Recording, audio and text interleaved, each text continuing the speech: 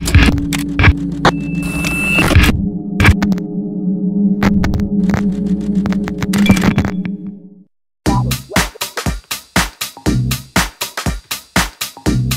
tất cả các bạn đã quay trở lại với kênh của Văn Hồng Lazada.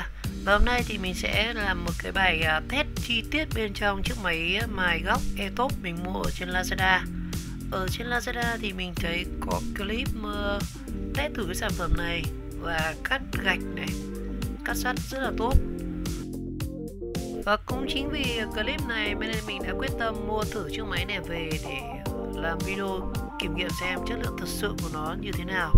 Bên trong của chiếc máy mài góc này là lõi nhôm hay là lõi đồng, được câu hỏi rất nhiều anh em quan tâm. Và đây chính là hộp sản phẩm mình mua ở trên Lazada luôn, có tem viết các kiểu full luôn này, mã vạch các kiểu luôn, đóng gói khá là cẩn thận. Và sản phẩm này đang được bán ở trên Lazada với giá là 380.000 đồng và mình mua sale chỉ có 316.000 đồng thôi. Và với vẻ ngoài khá là ok, chiếc máy mài eTop màu đỏ, có cả nhãn hiệu, mã vạch, series các kiểu đầy đủ. Phụ kiện bên trong của sản phẩm thì cũng giống như tất cả các chiếc máy mài khác. Chúng ta sẽ có một hộp phụ kiện gồm có là cái mặt chắn bảo vệ màu đen, một quyển sách cũng có logo của eTop. Ở bên trong chúng ta sẽ có một cái lưỡi, một cái tool để mở cắt, và chúng ta sẽ có một chiếc tay cầm. Thông thường với những cái sản phẩm máy mài góc đuôi chuột thì không có tay cầm, nhưng riêng eTop cái bản này thì có cả tay cầm, và đi kèm chúng ta sẽ có một chổi than sơ cua cũng khá là cẩn thận và đầy đủ. Dây nguồn thì mình thấy cái sản phẩm dây nguồn này khá ok, không đến nỗi xi đa như các sản phẩm khác. Và thân máy thì cũng khá là nặng, rất đầm tay. Máy thì được thiết kế logo thì cũng khá là bắt mắt. Tuy nhiên thì cái chất liệu hoàn thiện thì nó cũng không được chỉnh chu cho lắm. Tuy nhiên thì mình thấy ở bên ngoài của nó thì cũng khá là đẹp. Logo màu vàng trên nền màu đỏ của chiếc thân máy. Máy cầm thì rất đẳng và có tem rất đầy đủ luôn. Ở dưới phần đuôi máy cũng có một cái tem về cấu hình của nó. Có cả mặt chắn bảo vệ những cái gọi là bụi biếc bay vào bên trong phần công tắc. Nói chung là chiếc máy này được thiết kế khá là ok. Đó, có những chi tiết và ngay cả những chiếc máy lớn như Makita hay Bosch thực chất là có những cái này. Có cả chổi than ở ngoài của thay, cầm rất là nặng và đầm. Ở phía trên thì làm bằng kim loại.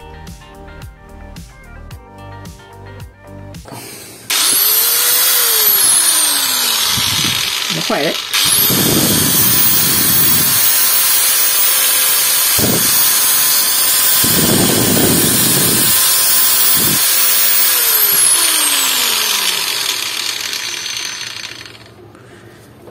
Đồ này nó hơi kịch, chắc là xóp tháo ra trà mỡ hay sao, mình thấy nó hơi quên mất không bắt chặt cái phần này. Đó, mình nghe tiếng máy thì mình thấy nó có vẻ khỏe hơn đấy, nhưng mà hôm này không dán tem bảo hành à? Tháo ra luôn các bạn. Theo kinh nghiệm của mình ấy, thì những con máy này nó khỏe thì cái ốc của nó ốc của toét rồi, tháo khó quá không ạ.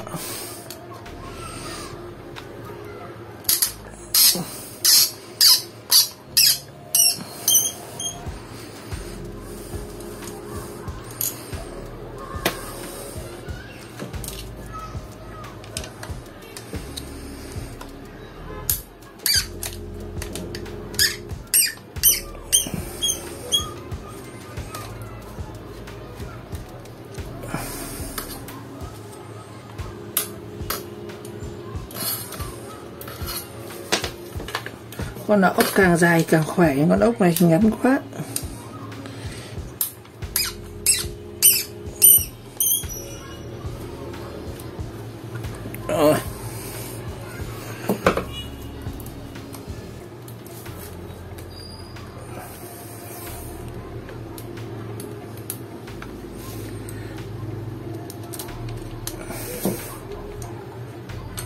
Đây, mình tháo được cái phần trục trên của nó rồi này. Rồi.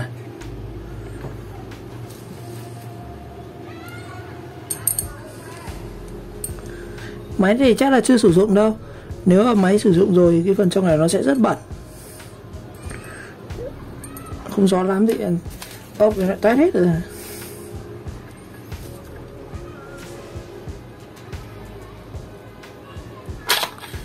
Rồi. Trong này của nó đấy nhá anh em. Không đổ keo này. Đó. Phần dây này, anh em rất nhiều anh em quan tâm bên trong của lõi này. Rất nhiều anh em quan tâm đến cái phần lõi của nó như thế nào. Đây cái lõi đây. Mình cạo thử nhá. Cạo thử xem nó là dây gì nhá này. Đây. Ôi quên mất. Cái gì phải tháo thử than đây ạ. Không tí nữa không lát được vào đâu. Mình cạo thử dây trên này.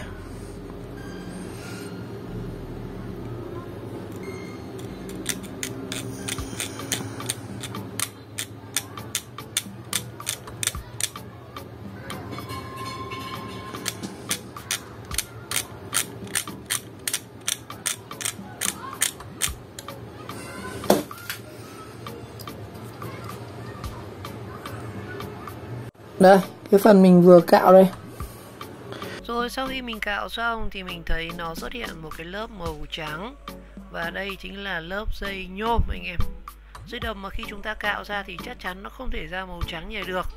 Chỉ ít thì nó phải ra cái đồng màu hơi hồng hồng nhạt nhạt một chút.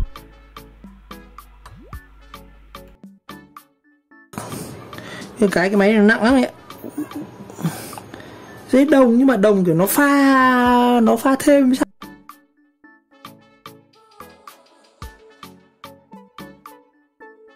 Đây này. Dí sát vào cho anh em xem. Nhiều anh em quan tâm đến cái phần dây đồng này. Đây cái phần cạo này. Ở cái phần starter này. Đó. Nhìn nó hơi trắng trắng đấy. Đó. Có cạo cái rotor được không? Cái rotor này nó đổ keo trên này rồi. Cái nó đủ keo rồi mình cũng cạo nhá. Cạo cái to này nó dây đồng là được rồi. Đó. Đó, đây này.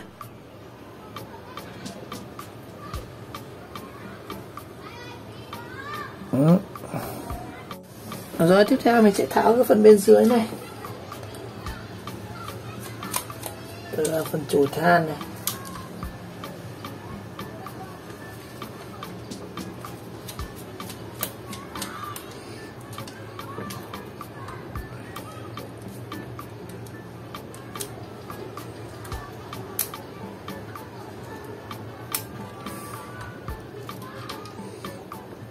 Đây, con này chổi than, dùng chổi than 411 hay sao?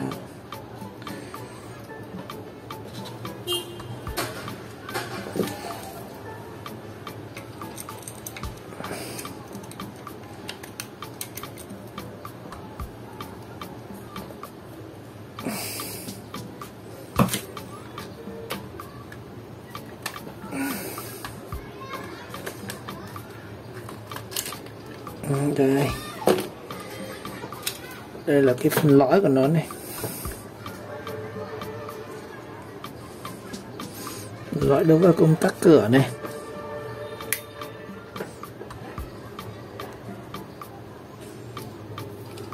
Cái này phải chọc nó ra xùi than này. Đây, cái chùi than nó ở đây. Rồi, mình sẽ tháo hẳn cái phần starter xem nào.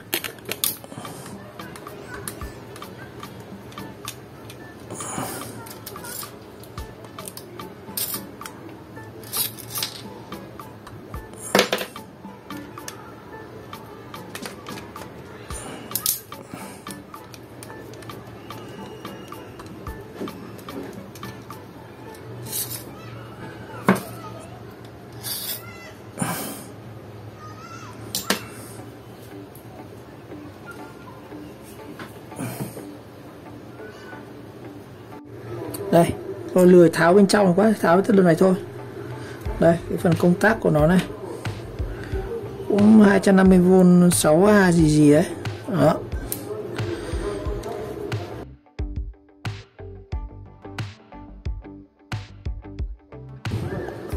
trắng trắng này kiểu nên khả năng là vẫn là lõi nhôm rồi anh ạ. Lõi nhôm rồi. Lõi nhôm. Không phải đồng đâu. Đồng lau đi thì nó vẫn phải bóng như đây, cái này nó trắng trắng này. Đó. Cái vết này của nó trắng trắng này. Đó, anh nhìn thấy không? Trắng trắng. Lõi nhôm nhá. Rồi, giờ lắp lại nhé.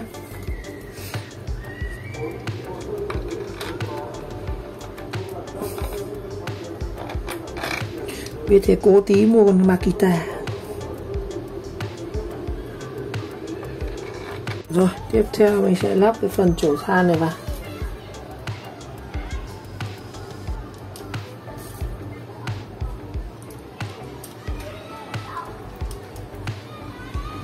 Đây, cái này muốn lắp cái trục này vào các bạn phải ấn xuống cái này.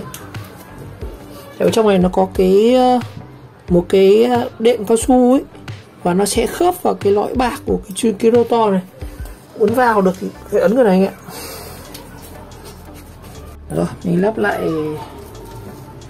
trục thôi.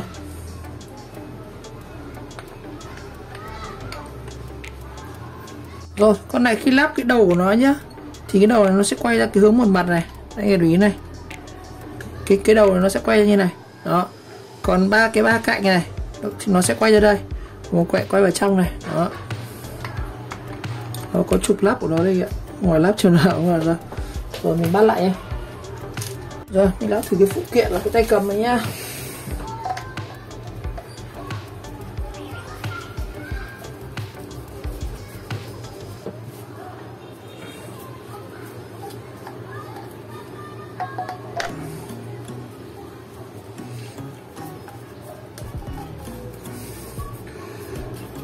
Đây, cái này chúng ta sẽ lắp cái mặt.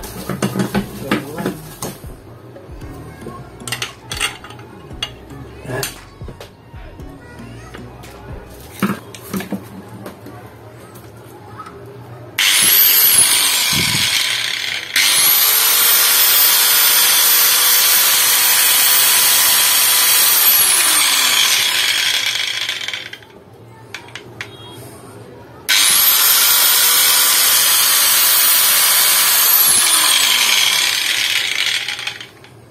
Thì mình làm ngược vậy. Cái này nó phải quay ra đây. Rồi mình cắt cái này nó phải quay ra đây. Đó. Rồi để kiểm tra xem cái máy này là dây đồng hay dây nhôm, thì ngoài cách là cạo ở trên cái phần rotor hay starter thì mình có một cách chính xác hơn là mình kiểm tra trực tiếp ở cái phần đuôi của nó này. Mình tháo cái phần đuôi này.